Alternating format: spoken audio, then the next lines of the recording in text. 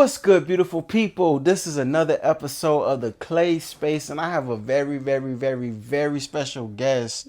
I'm talking about actress, hip hop artist, DJ, music artist in general, a philanthropist, an activist, among other things, and one of the most beautiful people I've ever met in my entire life, inside and out.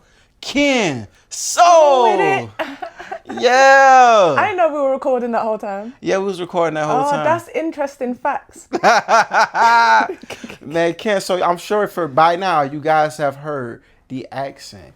Ken is from the UK. I'm talking about she came a long way. Yeah, I'm not gonna lie to you. I forgot that I was that. I forgot I was from the UK. I forgot that my accent was different. I forgot anything was different. I didn't realize that it was recording. I'm unprepared.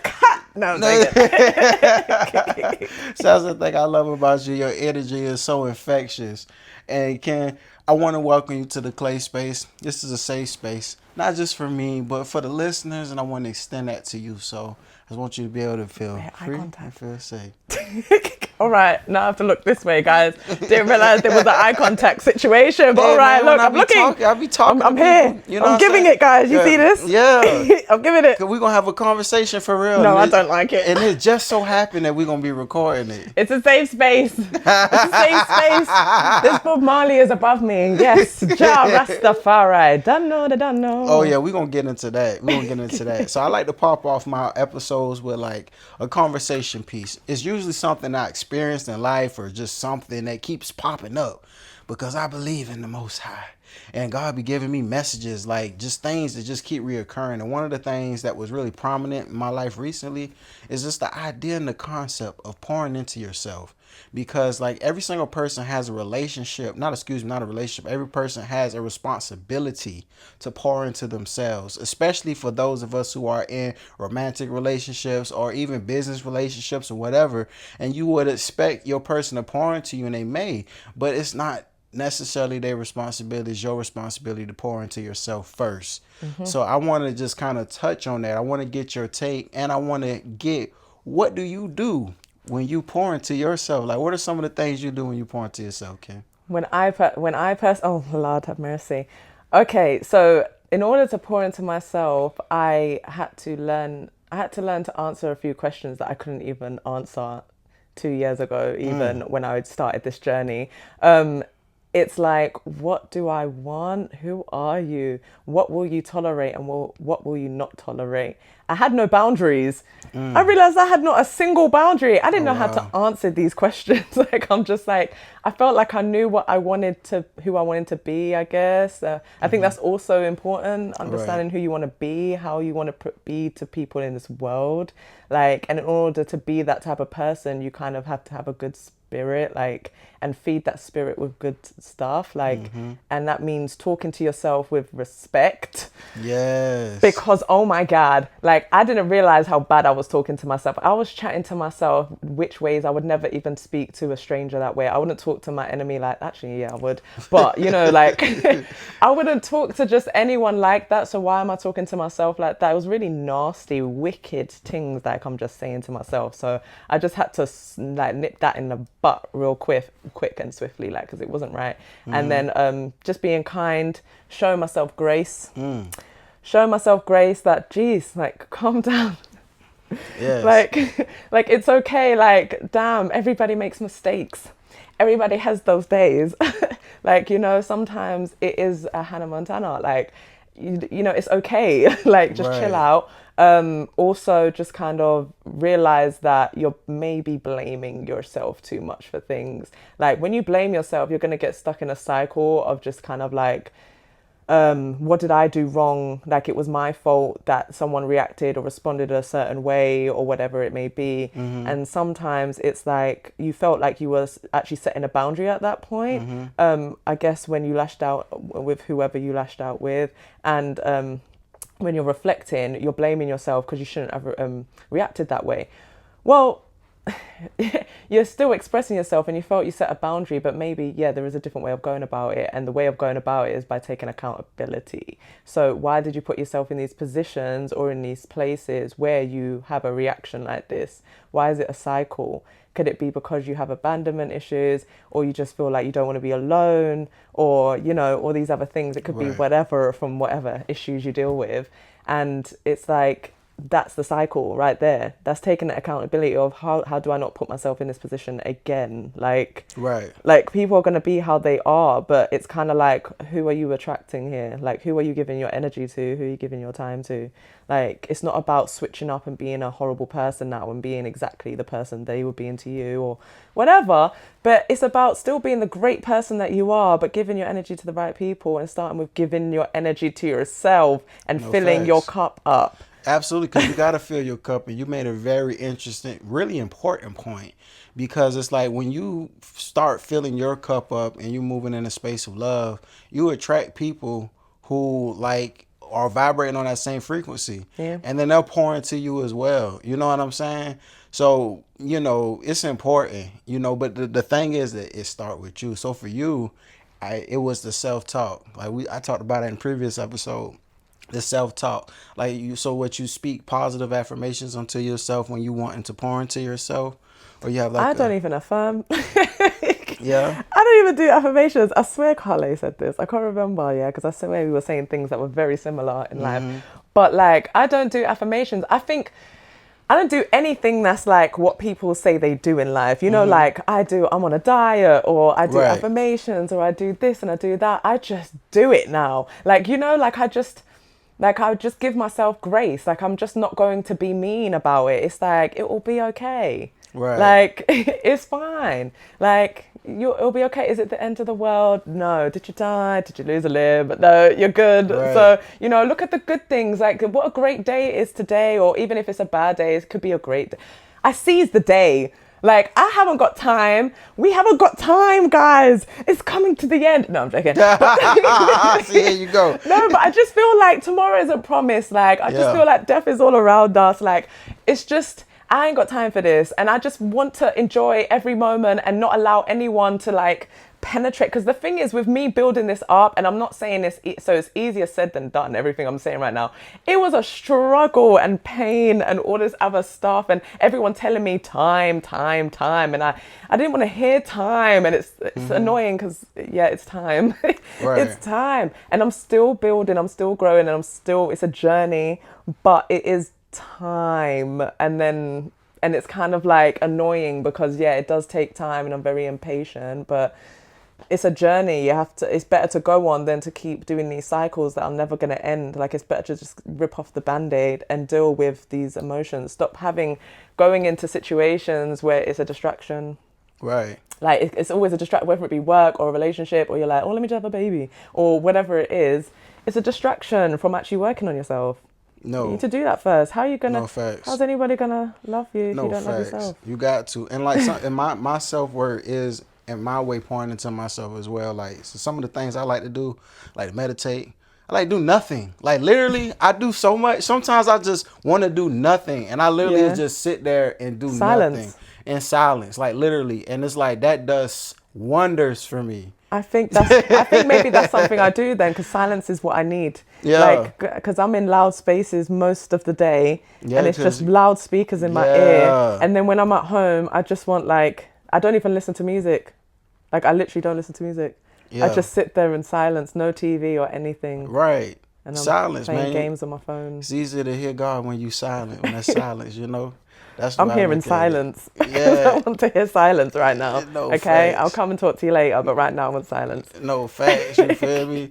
So yeah, I want to know, what do you guys do? What do you guys do to pour into yourself? And I love to hear your thoughts and your feelings on the idea and concept of pouring into yourself. But moving along though, I want to like get more. Is this like Dora the Explorer when we wait for them to like answer? Nah, they're gonna do it in the comments. They're gonna do it in the comments. You know what I'm saying? And then We we're want to gonna know interact your with them. thoughts. No facts, we do. We want to know your thoughts on everything Great. we're saying. Well, no, kids. So like, you from the UK? You born and Yeah. raised in the UK? What part of the UK are you I'm originally from London, North London, North Tottenham. London. to be precise, where Beyonce performed Yeah. in Tottenham. Oh, that's a sad place. Is it? I know, cause you here and you not ready. Cause you got to go back soon. You're not ready to go back. No, It's okay. It's okay. it's not okay. I don't want to But you'll go. be back here. You'll be back here before we know it. I'll be back. Yeah, cause you've been like doing a lot of dope stuff while you were here, and we're gonna touch on that later. But I want to get into like your upbringing, cause you told me you was raised Rastafarian, right? Yeah, Rastafarian. Yeah. So Yeah.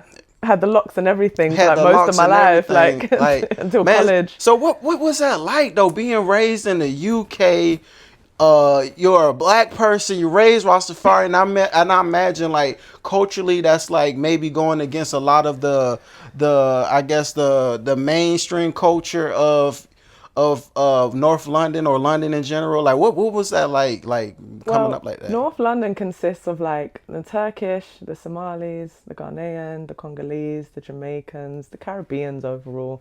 And it was rare that you kind of saw a white person. I'm not gonna lie. Really? Yeah. So that was what was where. It's different now because it's gentrified, but it was kind of rare. It wasn't often that you did see someone, and if you did, they were kind of part of the culture. They were like to the cookout type situation. Right. Like, and so yeah, it was just normal. We were all just together. We all ate each other's foods. We all were familiar with each other's cultures. Like, that's just how it is. That sounds beautiful. Yeah, it was just so nice. And we had like barbecues all the time, like at school, and everyone would bring meals and dishes, and it would be Caribbean food, and it would be random chow mein, and you'd be like, who brought the chow mein? And I found out when I was an adult, Angela, who brought the chow mein. That's so random. Like, but like it was, and we had steel pans, and I played steel pans and everything. It was really cool. Like, oh, it was just such a vibe because I was from Haringey, so Haringey was a very kind of like black kind of thing. Like our library was called Marcus Garvey Library. Like we just was very in tune with this stuff, and I was just like Rasta. So it was also a different world. So as a people, everyone who has their cultures lived differently. We all came from the same place, but because we had our different cultures or different religious practices, we all had different lives as well. Right. So it's like we all knew each other, but we didn't really know each other. Like it's crazy. Everyone just has alternate lives. Like in London, we just have multiple lives. We are different. We have different faces. Code switching is real in the UK. Oh my God. Like, we just have different voices, different everything, ways we communicate with each other, like, and different scenes in the millions. And so, yeah, it just kind of is like that. And as a Rastafari, like, it just was different. So because it wasn't like a black issue, white issue, because it wasn't really white people around, it was kind of like people in the Caribbean kind of looked at Rastafari people with dreadlocks with like dirt. So it was like Christian or Muslims in the Caribbean like didn't really respect Rastafarianism at all. There was like massacres in the Caribbean about it and stuff like that. So I was looked at like dirt my whole life. I was just like, teachers even looked at my foot. They would be like this one and talking to me, like looking at my forehead, like up there. Like I'm just like, yeah, my eyes are here. So then that developed in me a weird thing where I can't look at people in the eyes. Like even now it's weird because it's like, do you see what I'm saying? See, these things affect children, but it's like it just wasn't popular. When I cut my locks off before college to start a whole new life, that's when it became popular, locks, and then it became styles, and everyone started wearing styles because of Lil Wayne and stuff. But at the time, it wasn't like a popular thing. No, it was people were looking at me like a target on your people back. like I feel itchy. I used to get rushed, 12 gal deep. Like I used to get rushed, but I took them on. Are you mad? Like that's my thing. I have a mouth. I have a mouth, but also I'll fight back. Like you're not gonna come for me. Like Right. Yeah. You all thought, and then you keep trying, and then no, I don't take it. So I dealt with it. You dealt with I don't win all the time. There's 12 girls. Like what the fuck? Dang. Like, right. Our dreadlocks, they're pulling it down. I'm like, ah. So is that why like you cut your locks and you started like I want to say was venturing off into like I guess finding your own I guess ideas of philosophies? Yes, it was music that Music. helped me. It was India Aries, I Am Not My Hair. That changed my life. What? Not my hair. Um, Wow. that changed my life. Like literally, Wow. cause I listened to her since I was a child. Like she was someone I always listened to, which is weird listening to a neo soul as a child. But yeah, that's what I listened to.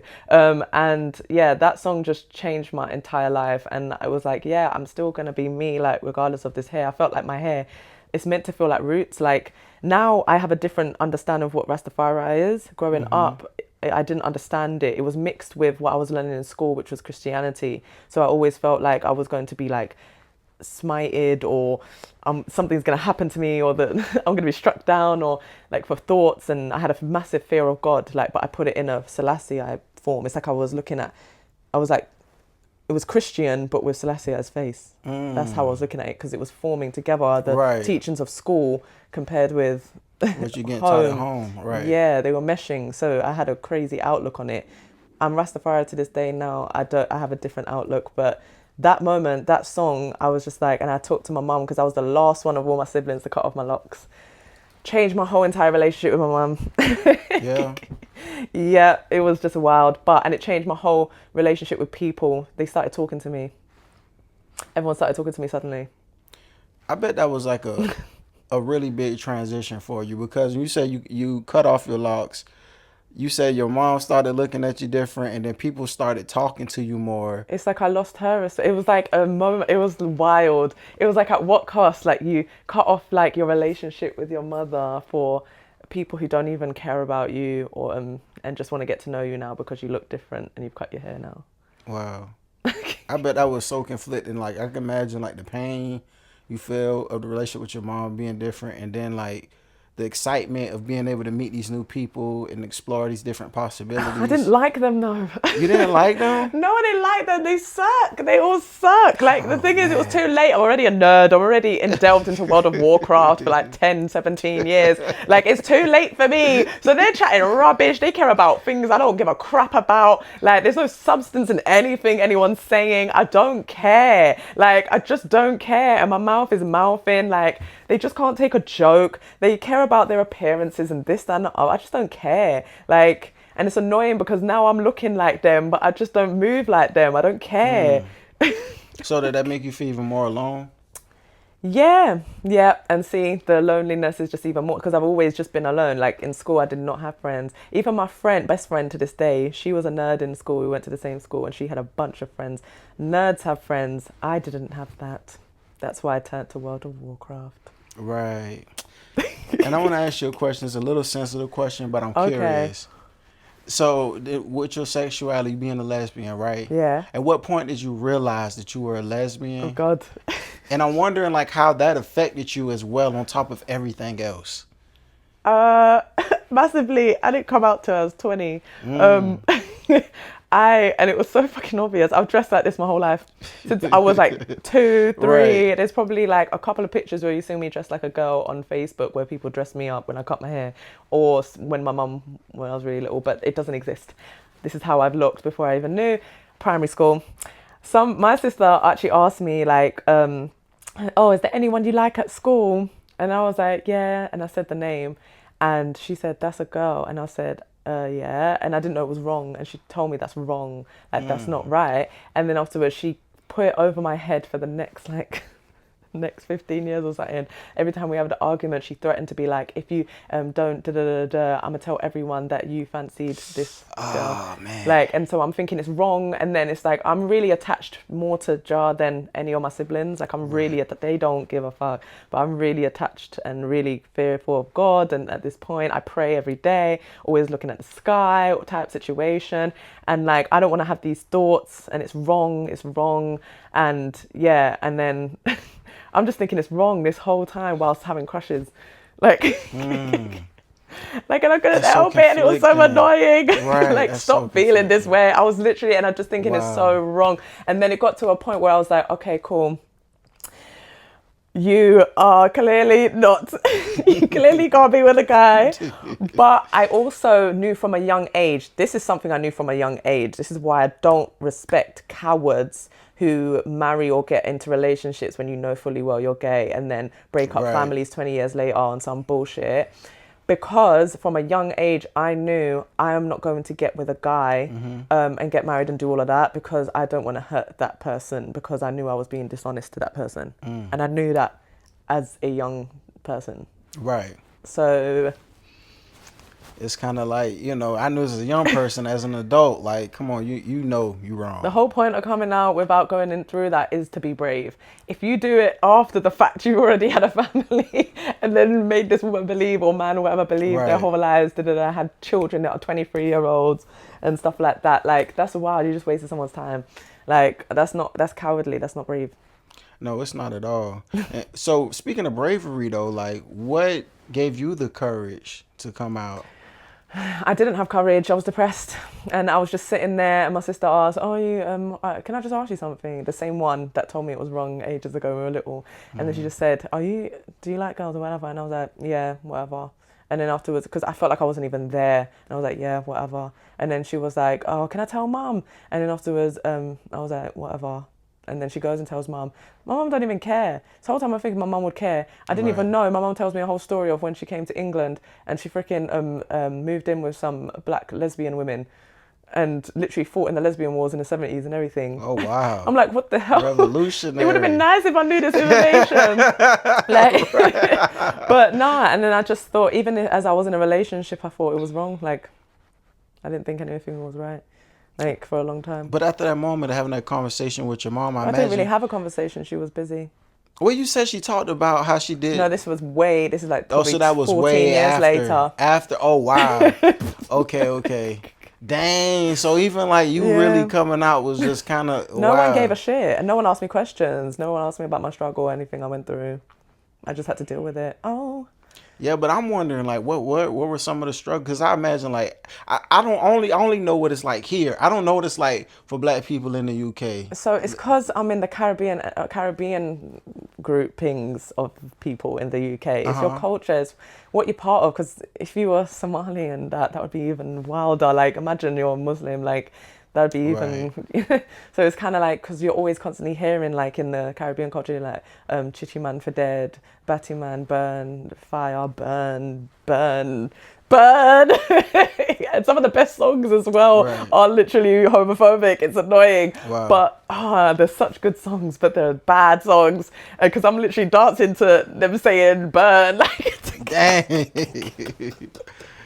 But yeah, nah, it's mad. But so it kind of makes you feel like, oh shit, you can't say nothing. But it's more about the time. So I also come from a different time to what kids today are now having, like the Gen Zs or the Alphas. They get to be a bit more free, especially in the Caribbean households. It's a bit more freer because I feel like parents are more free with you being more gay as long as you're not trans kind of conversation. That's what's going on right now. So it's kind of like moved over to another prejudice, that kind of thing. Like, if that makes sense. I don't think they're happy about anything, but it's not as stigmatic on the gay part than it is of being trans or whatever, because that seems to be the topic of conversation right now. Right. So it's like it's more freer for people now. It's legal to get married. So if I'm growing up, I don't know, like, all I know is I can't have children.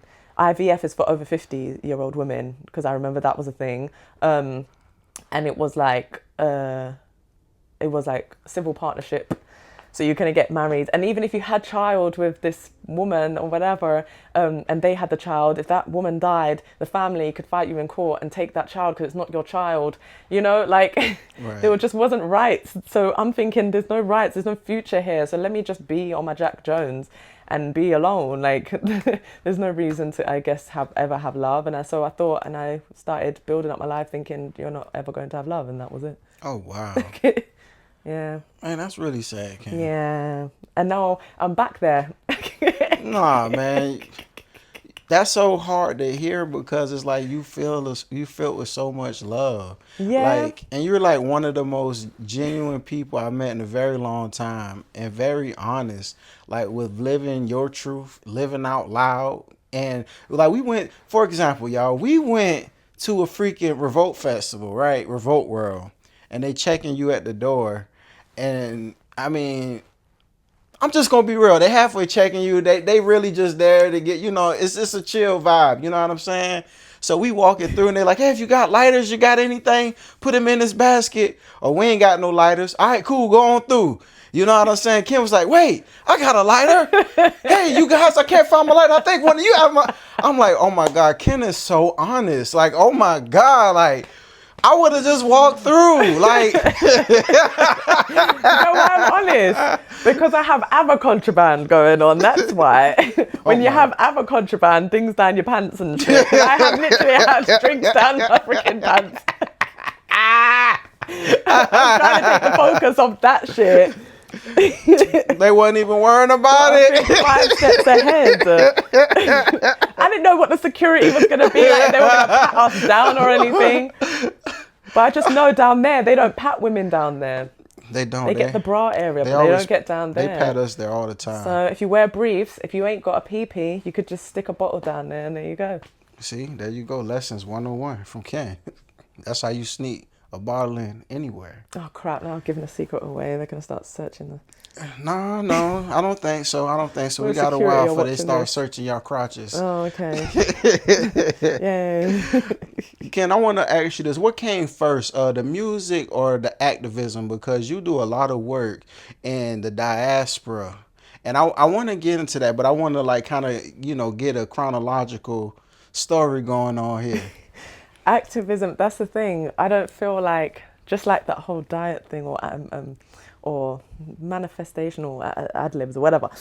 I'm not doing these things. I am these things. Yeah, so it's like it's just a duty. Like I have flashbacks constantly. Like my name's Kin for a reason. Like it's just like passing on a message that already is existing. Nothing is new under the sun.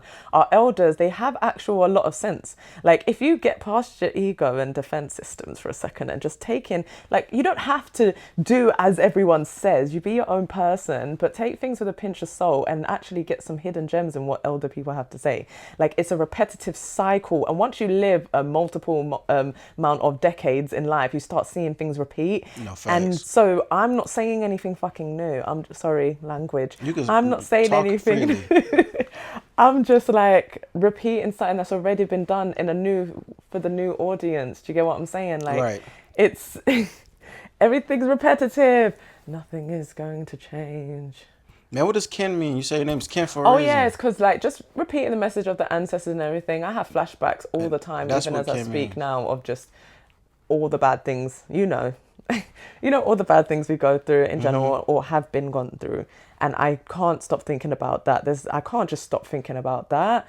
Like I need to do something about that. Like what the hell? And I hate the fact that it's the way I'm treated. It's like, to be honest, the things I have to go through, the hoops I have to go through constantly, I'm sick of it. Why am I'm literally using hip hop and rapping as a way to kind of express myself just as they did when it originated. Like that's literally what I'm trying to do. And if we're still there, then we've got a problem. And like it's ridiculous because I've done everything that the society has told me to do. I've done everything. Why am I still in the same position as people who haven't done those things? It's annoying, so it's kind of like I'm fighting for us, I'm fighting for myself. It's just there's so much to build. I was having this conversation and there's so much to build. Like yeah It is. And you really answered a lot of what I was going to ask, because like you said something very powerful. You said you really fuck the labels. I am these things. yeah So what sparked your spirit of activism was the fact that you're going through certain things and you felt like, hey, I need to do something about this. yeah So then you started acting to be the difference and the solution to these problems. Yeah, be the change I wish to see, because this is ridiculous. And to be honest, like, all the things, like I could think of so many things that I literally am a product of a failed society on a next level, but I look clean as fudge. I look clean as hell. Like it's kind of like Andy Dufresne in Shawshank Redemption, crawling through 5 football fields of shit and coming out clean on the other side. That's literally what's going on here, because I can't believe I did everything you could think of. Every school club you could think of, I did. Every sports club, everything. I did baseball, football, basketball. I trained up to the point you couldn't train no more because you're 18, Right. you have to leave. Like, you know, I did university, I got my degree, I did my work. I've worked in every rubbish place you could think of and good place you can think of. I've done everything. What else do you want from me? And still, I'm like surviving and in the same plateau as everyone else. And that just makes no sense to me. And it's like, my thing is that no matter how much I'm surviving and how less I have, I'm always giving. And the people with the least always give the most. Like, that's the thing I've learned. Like, you could have nothing. I've been on the street and I've literally, a guy who's also on the street went to get himself some alcohol and got me a mini Bailey, not a mini one, but a medium Baileys. Wow. He got me a Baileys and protected me from some guy who wanted to take me to his crack house. I didn't want to go to his crack house. So that was fun. But so I was like, no, I ain't going to your crack house. I'm going to sit here and drink the Baileys with my man. You understand? You know, like... Right. So it's just kind of like, I feel like, I don't know, like I am very secure in having absolutely nothing now. Because I've been through it, I am not so terrified of that anymore. So I have nothing but to give. So whatever I make or whatever I do, I am going to build in the communities, and I know exactly what to do and how to handle it as well. I understand there are admin fees, and that I do not want to have. There are plenty of people who want to volunteer or whatever, and so that will be a thing. And we will create jobs for people in communities as well and stuff, using nurseries. Youth clubs, getting the boys off the street, getting into music, getting their anger out, fighting or whatever. Right. You know, having nurseries for single mothers or whatever, so they can take the weight off their shoulders or whatever the hell. Providing free school dinners, you know, in areas that I know need it, because I know who needs it. And, you know, helping out those local people who just need a bit of money to help their, you know, like centres and stuff that are just not thriving from the government too well. Just doing the bits that the government won't do. Fixing the freaking potholes so people don't have mashed up cars. It's the small things in life that create expenditures, innit? If you're just like providing fruit and veg that's accessible, innit? Not just in the gentrified areas, but it's affordable, and so people can cook and not be depressed because you're eating crap, you know. Right. You know, it's the small little having things. access to real food. Yeah. Like, food deserts are a real thing. I've seen some Yeah. in California. Like, it's some in Savannah. Everywhere you go is food deserts. Communities where it's hard to find fresh fruits and vegetables. Like, legit, you go to the store and it's just like a bunch of frozen stuff. You know. But it's about it because we get kettled in these areas. That's why, with betting shops and shit, it really is important to just kind of help the areas that need flourishing. Like, I always know, and I've always gone back to West Green Road, like where I'm from, West Green Road in Tottenham. Like, it's, they tried to gentrify it. They got rid of our record shop that was there for like 20 plus years, and it's a Costa Coffee now. And you know, there's this pub that used to be owned by these Congolese people is now like this pizza craft beer thing that only white people are in. Literally the whole road you'll see black people, and then just only white people in this particular pizza shop. Yeah. Like, literally it's our area, and you can see what's happening. I had a whole thing about it. I had whole music on it about about the me having to suffer gentrification of my area. Look, I resonate with that because they gentrified where I grew up too. Oh, on the it's east sad, side of isn't it? Savannah. Yeah. So like I used to stay behind Truman on the east side over there off Victory Drive in that area, and like they tore houses down. There's freaking Whole Foods there, freaking Starbucks is up the street. You know what I'm saying? It's like they built like a whole little shopping plaza like over there, and it's just crazy like to see that like a lot of us moved out. You know? Yeah. A lot and of then us you go back and you don't understand it. It's just, who are you? Like, it's who are you? Like, who are these people? Like, honestly, like, I feel like it's going like this right now. It's weird. Like people can afford the apartment, so you're seeing a lot of, like I said, it wasn't really white people there. Now they're there. Like, the presence is there. I still go to my Chinese shop that I've been going since I was 3 years old. I still go to my barber's, Headmasters. I still go to West Green Supermarket to get my sugar cane and everything. I do Tasters, the chicken. I still go there. Even when I lived outside of London in the north, I would come to London and go to these places. No facts. So, yeah. Right. They need to survive. Right. So earlier you mentioned like all these different cultures, Yeah. and sound like it was African culture. You said Somali, Caribbean, Ghanaian, Ghanaian, Congolese, Congolese, all in. everyone. So like, I imagine that's what sparked your like interest in the African diaspora. No, it was just being Rastafari. That's what we Really? do. That's So what we that's what it was. learn. Okay. Yeah, my alphabet was A is for Africa.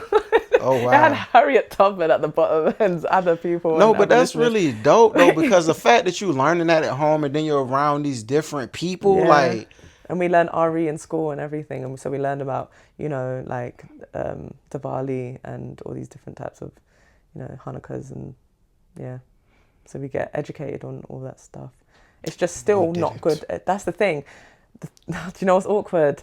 So it may be better in that sense from America, but it's not the best because it's still colonized version in a British way, because it's still, remember, you guys have an independence from Great Britain. So it's still a colonizer version of yeah, what things are. So then it's good that I learn my Rasta way, because then I'm learning the Pan-Africanism. So that's what I'm learning the real truth, whilst also learning what the British think about us and how they're telling us their story. And I'm able to see it as a whole, from the victors who were able to tell the story and the people that told the stories through word of mouth, which is really cool. Right. See, but that's so, to me, I appreciate that, because like they not teaching us this shit. Like, they don't teach us half of anything outside. If it ain't got nothing to do with the United States of America, they not teaching us about it. If it ain't got nothing to do with making them look good, they're not going to teach us about it. Like, I had to like go to books. I had to go to scholars, and you know what I'm saying? I had outside of school to learn these things, Pan-Africanism, even being familiar with that term. I wasn't until in my 20s. You know what I'm saying? There's a lot hidden from you, and I'm not gonna lie. Even when because I also look into a lot of American culture a lot, and so even when it comes to your Pan-Africanism learning, it's inaccurate as well. See, a lot. Like there's too many people saying that Nubian queen and all this stuff. You're not from there. That doesn't make any sense. Like, everyone isn't a Nubian queen because you're black. Like, that's not how it works. Like, that's a specific place in Africa. Do you get what I'm saying? Like, so it's just kind of like some things are just a bit inaccurate, and I feel like conspiracy theories mesh too much to fit agendas, and it doesn't need to be told that way. The stories, how they are enough. Things don't need to be warped, and things don't need to be rewritten more tragically because it's already tragic. And there's also like crazy victory stories and stories of us oppressing and us colonizing, which is sick. There's so much like going on, like the Moors and shit. Like, there's so much. And then even the just small things within the bits of the world. Like, to be honest, the best thing you can do is leave, travel. That's what you do. Like, realistically, before I'm leaving to come to America, like, we all know America has its whatever. So does the UK. We're in these countries, the Western countries, that are just ugh. But at the same time, it's like I'd rather go to America and go like an explorer, like I'm traveling, and get to know people for who they are as human beings. And, some people are going to be assholes like everywhere, and some people are going to be amazing, and you're going to connect with people. And that's an example of that person, Right. Like, it's kind of like, I don't want to generalize people at all. I travel a lot, and I like to just... Yeah, you do. Yeah, I just The world. prefer... You travel the world. Like... Well, I feel like I am now, damn. Yeah. When you tell me about some of the places you've been, I'm like, what? It's because Europe used to be easy. Before Brexit, Europe used to be easy to access. You didn't have to be rich. You could just get an Interrail pass and travel it easy. And, yeah, without having too much money, and be on £24 a day. Yeah. Man, see, I love to ask people this who travel a lot, because from my experience, traveling gives you perspective. It opens your mind to different people, different culture, different ideas. Yeah. So I want to know, like, if you can think of like one of the most impactful perspectives that you gained from doing all this traveling so far. Everywhere doesn't have to be for human beings. Let me structure that better. When you're traveling, just because you have a poor experience with the people doesn't mean the place is bad. And just because the place is bad doesn't mean the people will be bad. Right. Like that's the thing. Like there's so many things to explore. It's exploration. Don't look at it as a holiday or as whatever. You're an explorer. So imagine this is like you're on an expedition in 1764. You know, like, and you've just gone across the seas and whatever, whatever. Not in that way that we know, but in a good way. That in a good exploring way across the seas. Yeah, from curiosity and in a beautiful way. You're Django-defied. You're good. You're free. It's 1764. You're traveling across the seas. You get to travel somewhere, and you're just like, oh, okay. You need to explore the mountains or the lakes or the trees. What type of trees? What kind of birds they got here? Oh, look at the architecture. Are they known for architecture? Are they known for their galleries? Oh, they've got historical evidence. I mean, significance here because the war happened here or something. Ooh, what's going on? Like, there's so much to kind of explore. Oh, let's see what the people are like. Go to a bar, start speaking to people. You know, sitting down at a cafe, people watching, doing a little drawery, tasting the local coffee. You know, like. There's so much to freaking do to explore and learn and just grow. And then you'll have your own personal experience. No one can tell you what a place is going to be like.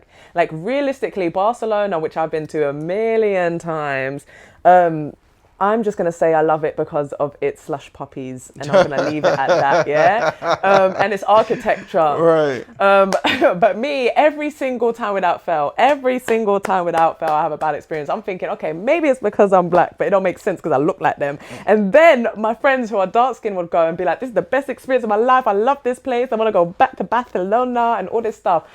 I go back, I'm like, why is this not working out for me, yeah? And it turns out it's just because to them I look Moroccan. And they don't have a good relationship with Moroccans. I can see that. So that's why I'm getting the stares above stairs and the bad look and all of that stuff because, so awkward. Because I literally go from smile, I'm like, can I help you? Like, nah. But the slush puppy is good.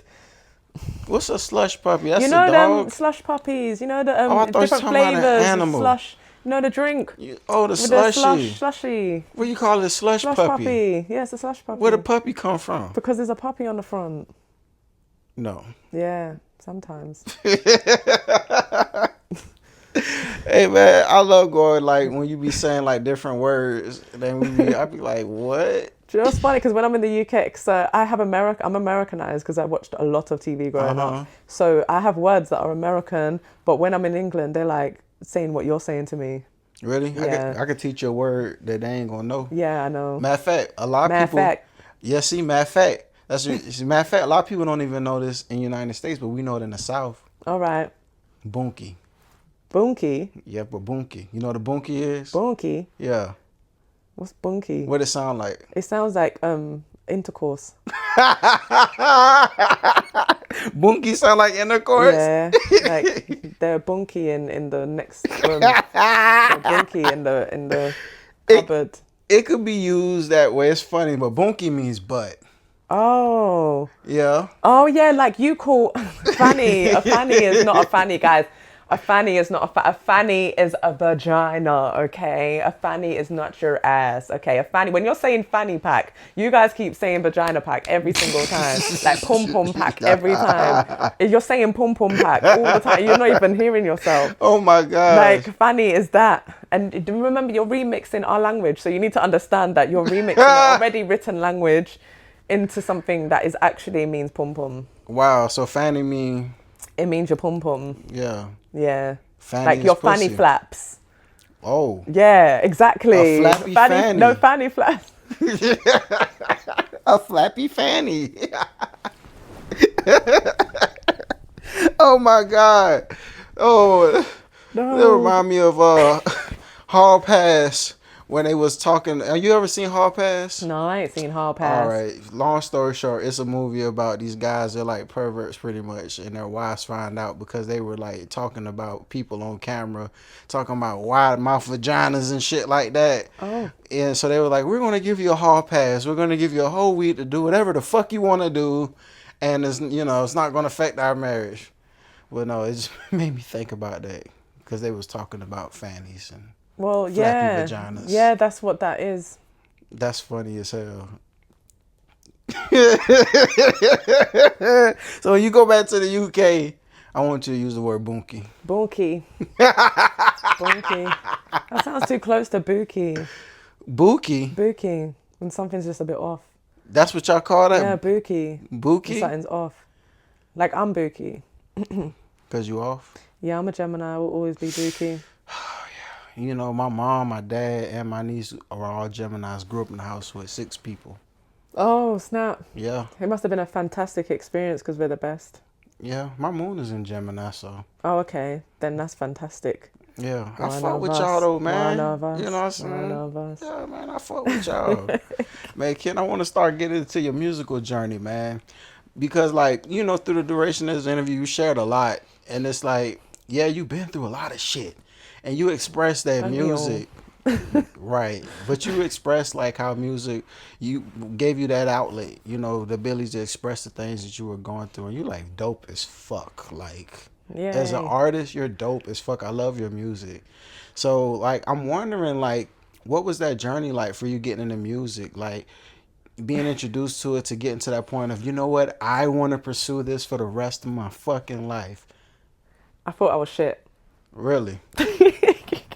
Yeah, so... But don't we all start off as shit though? No, but I don't think I was shit. Maybe I thought I was shit, but I don't think I was shit. Like, the thing is like, I used to write for people, so I was doing up sports. All I know is my sister, the one who said the gayness was wrong, Same sis. she was the singer of the family. So I'm one of those, I'm the youngest, and I, unfortunately, really good at everything. I am. I'm not gonna lie. I am. I'm not intellectually. This is what it was known of me. I wasn't intellectually the one who could do things intellectually, but everything else that was practical, I was really good at. But yeah, so I was really good at everything, and something in me that just didn't want to take that from her. Like, you know, like, I don't know. I just felt like I didn't want to do that, and I also thought I was just shit. So I was writing for people. I was writing raps. Had written when I was a kid, like raps, because you know, when it was like you recorded a song off the radio and then you wrote down the lyrics and then you just rap it and learn it, then make up your own raps and stuff. Good times. Then you make up your own tag name or whatever, and then you make up new ones. You have a million now. What's it called? And then, but most recently, it wasn't until like 2016 or something like that that I started DJing. So I was in Manchester, like just up in the north for many years, as a result of gentrification. And then I just got into DJing, and I got the record box on the laptop, and so I was doing it from there. And then I was posting it on Instagram, and then I got the controller, and then it started from there. And then music started changing. So while I was up in the north, music started changing in the south. Like, we started having new genres come out of our country, like what's it called, like Afro swing, and some other stuff that I can't remember right now. I don't really remember the tens very well. Like, I was in survival mode, so I don't really, and out of London and out of the loop. The drill rap that's been yeah, but that came even later than that. There was a lot of stuff going on. Like, Afro swing was this massive thing. Like, things were really blowing up and shit like that. And people's voices, like, just, it was a whole new thing to me. And I heard my voice, like, I heard us become popular, like our voice become popular than it used to be. And so I thought, you know, I could do better than this. This is shit. I'm not gonna lie, this sounds shit to me. I was like, this is shit, I don't like this. So then I started, and I did that, and I just had like a shitty setup, and I just did the best I could. I shot a video in Turkey when I went to Turkey on an iPhone, which is on YouTube, iPhone 5.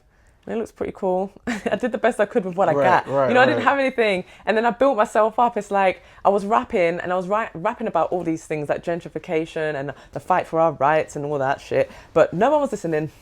No one was listening to me as a rapper. So I started singing, and I was so scared to sing.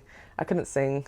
I couldn't sing, and then I wouldn't even sing in the shower because I was like, oh my god, the neighbors could hear. Like, I'm in the house alone. What? I'm like caring. Yeah, I'm like, I was so scared. Like, I just didn't want to. Like, I was shook. And then I saw a Ed Sheeran interview where he played a voice note of how he sounded when he first tried to sing, and it was terrible. And I was like, oh yeah, that's right. This is an instrument, and I really didn't think I'd ever be able to sing.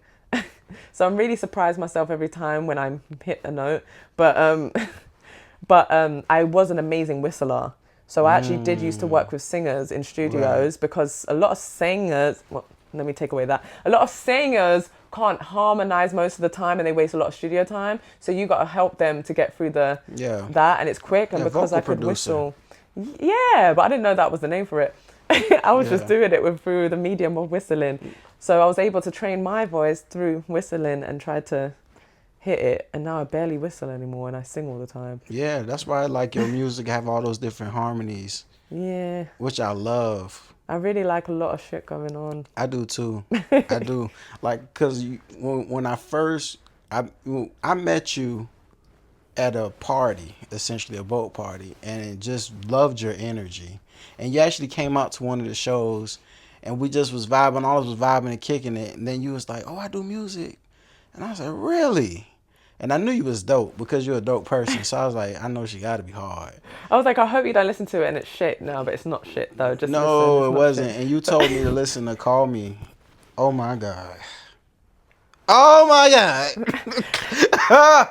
I'm just saying. Oh my God. When I first heard it, I was like, whoa. I'm talking about just immersed with the different vocals, the different textures and tones. And it's like your rapping voice is so great. Like you are a master of tone. Like I was listening to your music today, and it's like I'm an artist as well. And I have to say this.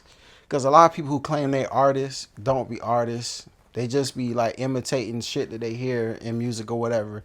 But like you're an artist for real. I'm an artist for real. So like I can feel and hear the different tonalities in which you be using. It's almost like a picture. You know what I'm saying? When I be listening to it. So like I can see that. I can see what isn't it just hearing that as a fan of your music.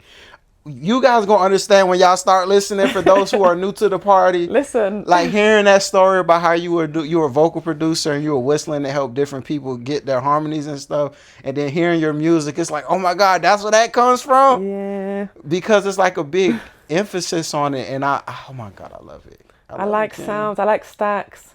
Like I'm literally a nightmare to any engineer. I am a nightmare. Hundreds. Like I've got better. No. When I used to do up 100, I don't do up 100 anymore. That used to be wild. It's excessive. That used to be wild. Yeah, because I do like every vocal. I do like the main and then left, right, main, left to right. Because I want the whole thing. Facts. But I've learned to kind of thing it down now, and sometimes less is more. Like I've learned to adjust it, which is interesting because.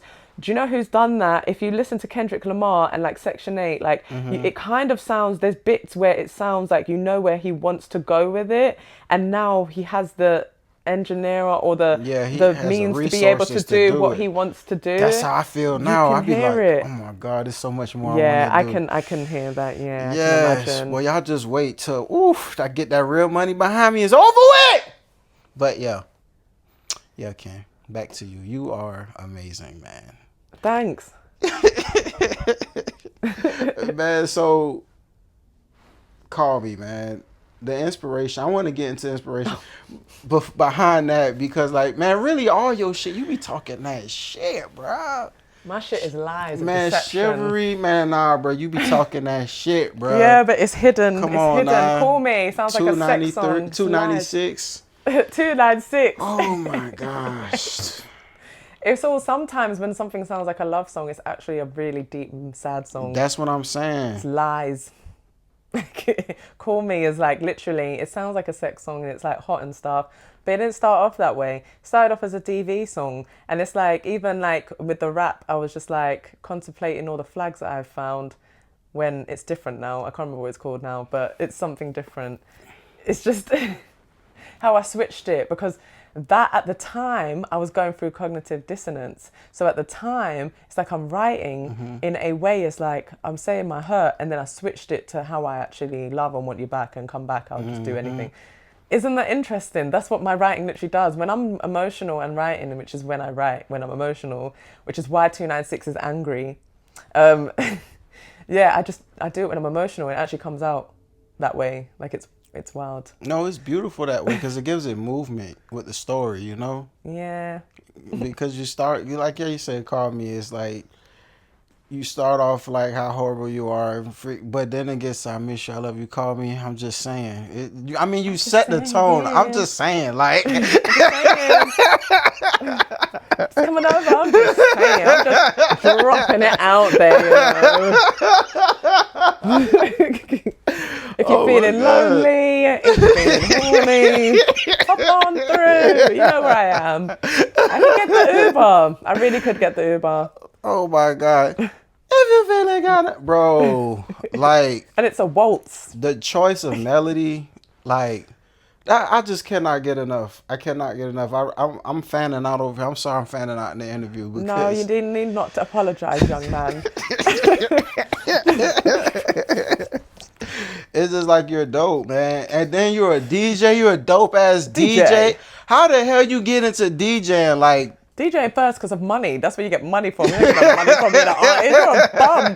When you're an artist, you're a bum. You're at the lowest at the totem pole. They don't care about you. When you're a DJ, you get access. It's just like, DJ coming through. Get out of the way. To the guest listers as well. Get out of the way. And you go backstage and shit. Here's your bottle. Here's your shit. Like, okay. And I don't even want it because I'm like, can I have water, please? I'm not even drinking up in the place like that. So... it's great. It's a great. It's very political. It's very stressful. Right now, I'm very angry with it. really? Yeah, I think it's very disrespectful. I think there's two types of people that belong in the DJ world, and that's men and girls that look a certain way. We all know what that is. And yeah, people are disrespectful with money, payment.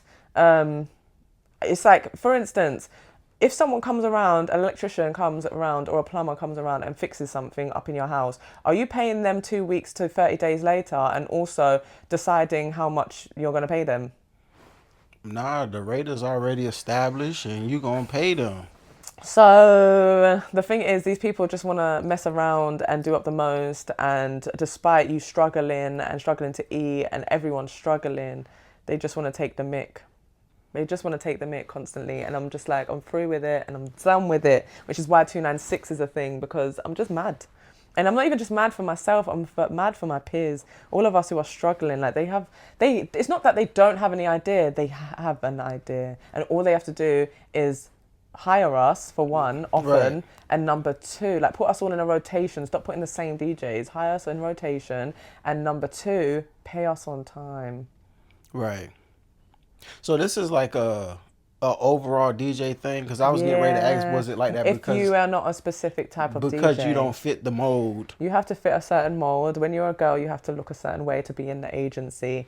And there are a few women who are breaking through, which is amazing, who are like black and plus size, and for example, or whatever, and they're breaking that mold, and that's brilliant. But it's kind of like their unique selling point at the same time. So it's like, yeah. You have to, it's a certain person, because it's a man's world. It's a proper man's world. You look at a DJ 100 or something, I think there might just be like 1 or 2 women on that whole list of DJ 100 across the world. Right. Yeah, it is far less women who are DJing than men, but I am seeing a more influx of women who start to they pick the look a turntables certain now. way. And they, most of the ones that I do know do look a certain way.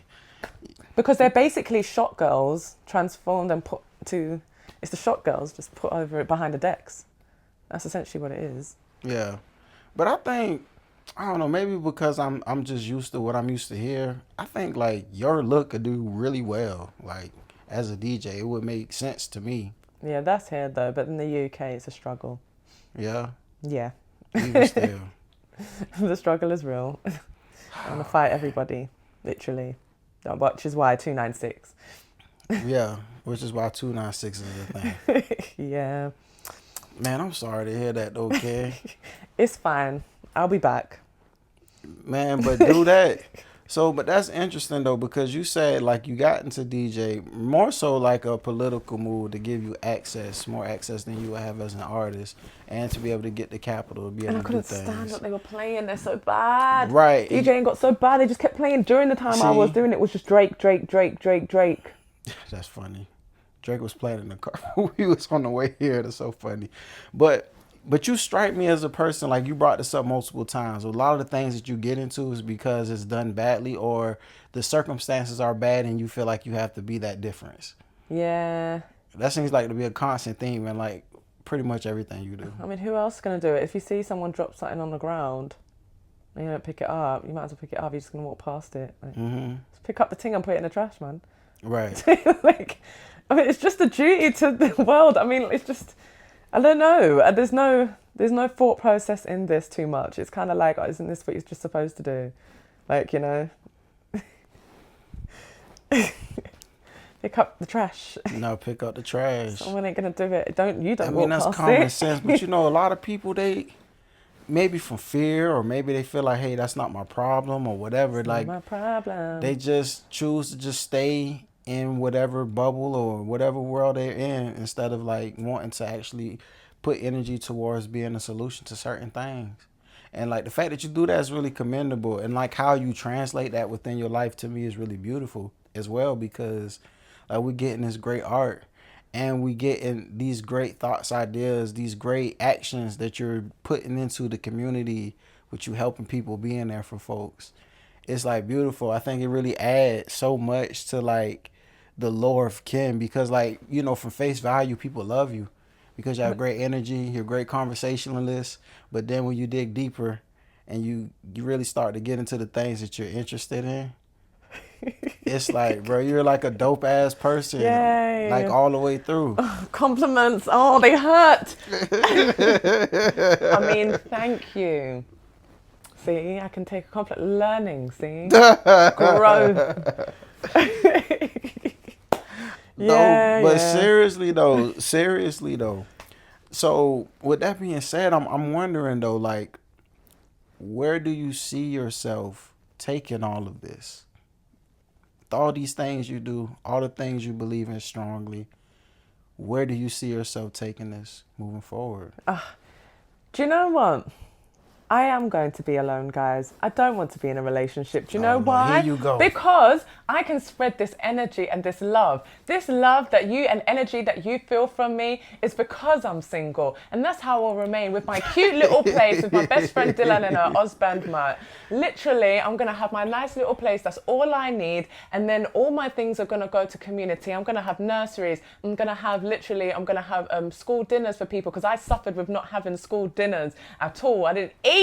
And then literally I'm going to have things for homelessness. We're going to have outreach, so we can have packages which have tampons and pads, and it has like, you know, hats, and you know, we're going to do like sex workers as well. We're going to have clean needles. We're going to provide protection, all these other things. Test areas for drugs, so that we can literally test to see if things ain't got fentanyl, you don't die on the street and stuff like that. We're going to provide haircuts for the homeless and stuff like that, and clothes, so we can literally, like, it's the small things. Youth clubs for the boys, get them off the freaking streets, man. The government shut that down in 2011 in the UK. Can't speak for here, but that's what we're going to do. So literally, there's so much to be done, so much to be built. I just need a roof over my head and some food. I don't need the rest of the money. So invest in my music now, so I can build up a good community for you today. It was like an infomercial, but it was so real though. It's true. I'm too old now, guys. I'm sorry. I know, deception. But listen, yeah, I have lived. I am now set in my ways. There's things that need to be done. I do them now. I don't do it. I'm not waiting to have money to do these things. I work with several different communities in general with the bare minimum that I have. I donate the last foods that I even have of cans when I don't have food myself. It's just in my nature. That's not to say, yay, me, I'm some sort of admirable person. It's not that. I'm just being a human being. But at the same time, it just means that there's trust here. I'm not going to take your money and go to admin fees. There's things that need to be done. I know the people who work on the ground. That's the thing. It's not going to go through no council, no government. It's going to go through the community, the people who you know and trust. You know that woman who sweeps the streets and sweeps up the estate and all that stuff. Yeah, you can trust these people. That woman who's been a social worker for 40, 30 years and has been let go because she's too old now and she needs to stop. You know them ones? Like, you know, you can build that community and make it madness without the government. No, facts. And there's my speech for presidency. Uh-oh. Ken running for president. Hey, boy, I'll vote for you, Ken. Oh God, let me get in the country first. Kid for president. No, facts, man. Facts. Man, Ken, bro, I really appreciate you, like, stopping by. Thank you for inviting me. I appreciate you and all of your audiences. No, facts, man. Because, like, I've said it a lot in this interview. Like, I just feel like the world needs more of you. He's so sloppy, guys, isn't he? Just have to be so. Ah. Yes, the world needs a lot of people. I like everyone because I like the yin and yang. I like when people are assholes and sarcastic and rude because that gives me a chance to be a sarcastic and rude back to you. And I like, because you know them passive aggressive. Let me not go on a rant. Yeah, no. I feel like this is the end. No, I'm all for duality as well. But, like, you know, the point is, like, bro, you don't find too many genuine people like that in this world. And, like, I like to think that there's more good people than bad people. But sometimes it'd be like, well, damn, where all the good people at? It's just too many good people in despair, that's why. That's why you got to work on yourself. That's why you got to work on yourself, people. But no, Ken, thank you, man. You were so funny, bruh. Man, beautiful people. That's all from us here, live at Universal Studios, Florida. In Atlanta, Georgia. Watch out for the toxins in the air, guys. There's biochemicals in the air. There's biochemicals. Did you get the Chemtrails, hazard? yes. No, the explosion. Ah, cut. Well, okay, man. Thank you, man. Thank you for your time, man. Man, y'all make sure y'all go stream Ken's music. 296 is out now. 296. Call me. Chivalry. Yes. Said and done. Who's down for me? What else? And that's it, I think. I can't remember. And support Kim, man, and all of her endeavors, man. Please, or I'll die. I won't have food. I will not have anywhere to eat or live because of you. Do you want that on your conscience? That would be mad. Oh You'd have to live Kim. with that. Oh my God, Kim, we gotta get out of here, bro. You funny as hell. Again, thank you, everybody. And until next time, peace. Until next time, peace.